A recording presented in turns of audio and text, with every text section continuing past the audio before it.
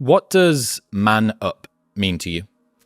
Man up just simply means to me to human up, as in human up to your highest potential. I think as humans, we're not all created equally. In other words, many of us, 95% of us, maybe even greater, operate as human animals. Impulsive, instinctive, reactive, selfish, necessary for survival.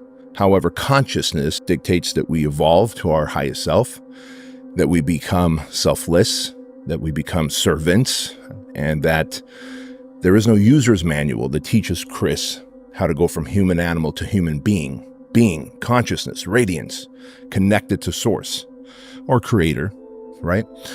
And so man up, I manned up my way, which is why that was the title of my book, manned up my way to becoming a better human, less emotional, more responsive, less reactive.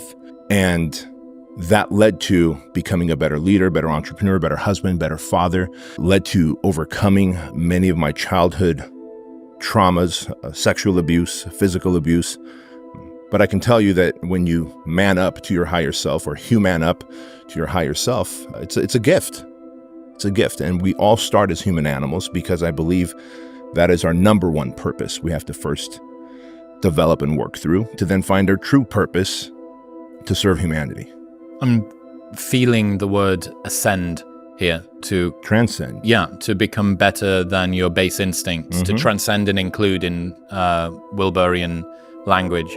Yeah, it's, I think an awful lot about how at the mercy of the confused chemical signals of our body we are.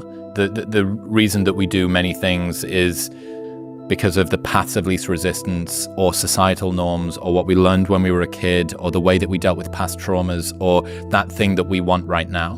And that to me doesn't feel like liberation, that feels like slavery. It is. It is modern day slavery. And I do believe that the opposition, news media, big pharma, military industrial complex, food industry, the government certainly controlled by all those elements, have a oppressive benefit. They have a reason to oppress humanity and keep them as human animals, as dependent and needy and reactive and emotional as possible, because that is how you then manipulate and get control and compliance. So I had this conversation with Eric Weinstein a couple of months ago about the objective of modern media is not to convince you of any one narrative, but to make belief in all narratives be less certain.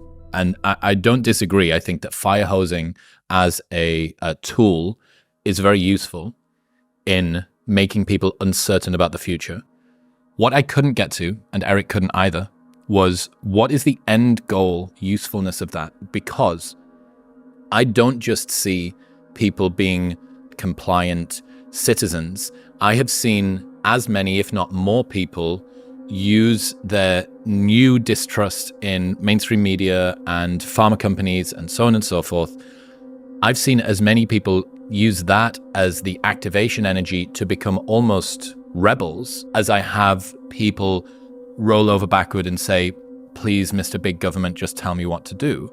So I was skeptical, at least a little skeptical, that this strategy is either achieving the outcomes that they meant or is actually coordinated, because it doesn't seem to be making a pliable populace as far as I can see. Do you get where I'm coming from here? I do, but I do wonder, is it because of the circles that you're running in that you see more people who are rebellious against this?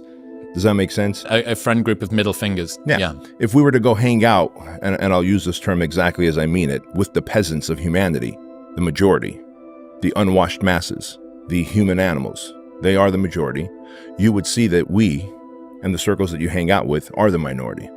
It's just our circles consist of people who are rebellious, who are free thinkers, who are sovereign, who will give the middle finger to the man.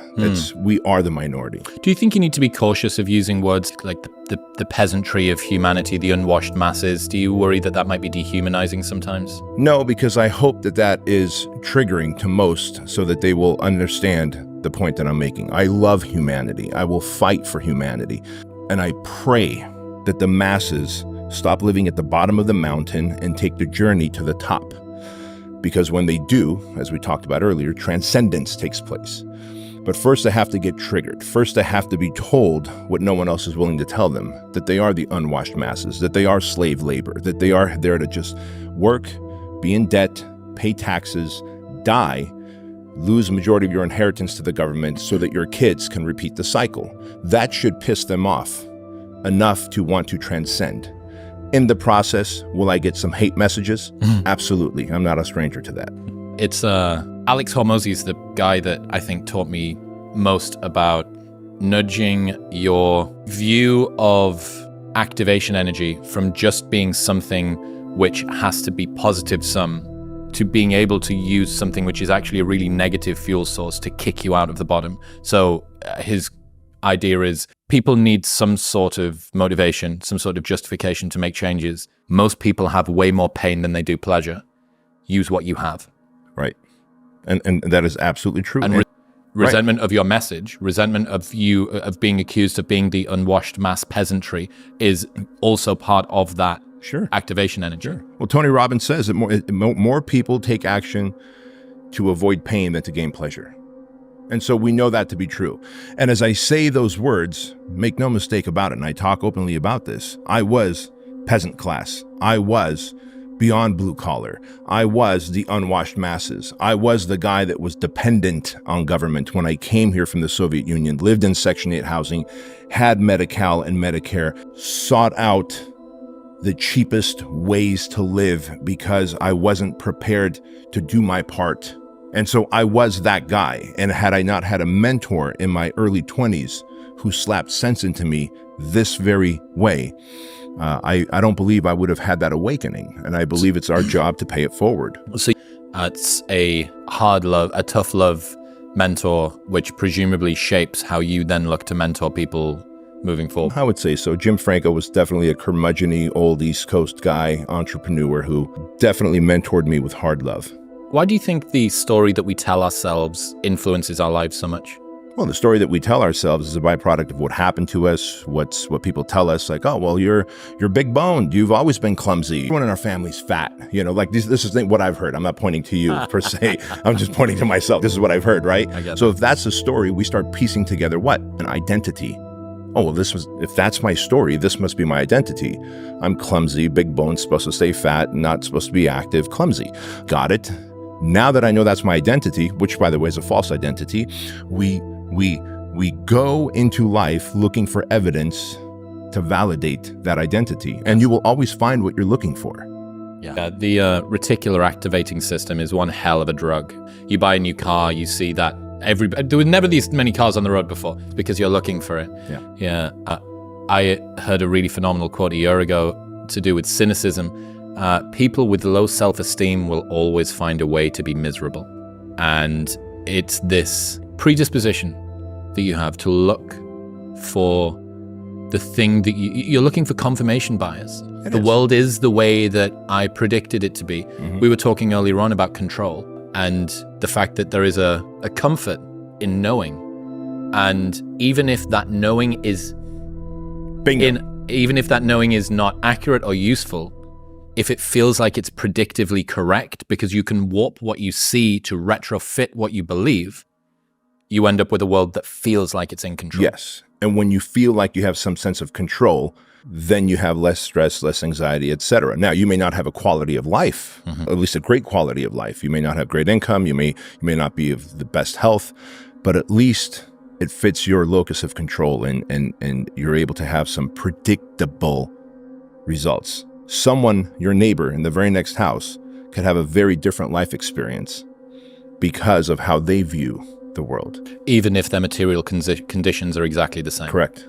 Yeah, I mean, this example from Sam Harris is so phenomenal. So everybody has done a tough workout where they're up into zone 5 heart rate and they've got the taste of metal in the back of their throat and they're lying on the ground doing a sweat angel.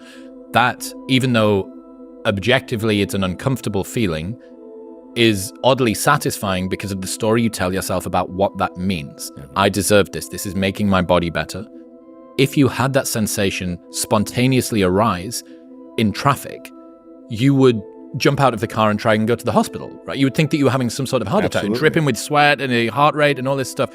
So that proves that the story you tell yourself about the present moment largely determines your experience of it. Yeah. And I think it's the 7 or 9 most meaningful words in all of the universe is change, and life itself is what we deem it. Life itself is what we deem it. That's exactly right. It's the story that we tell ourselves. Yeah.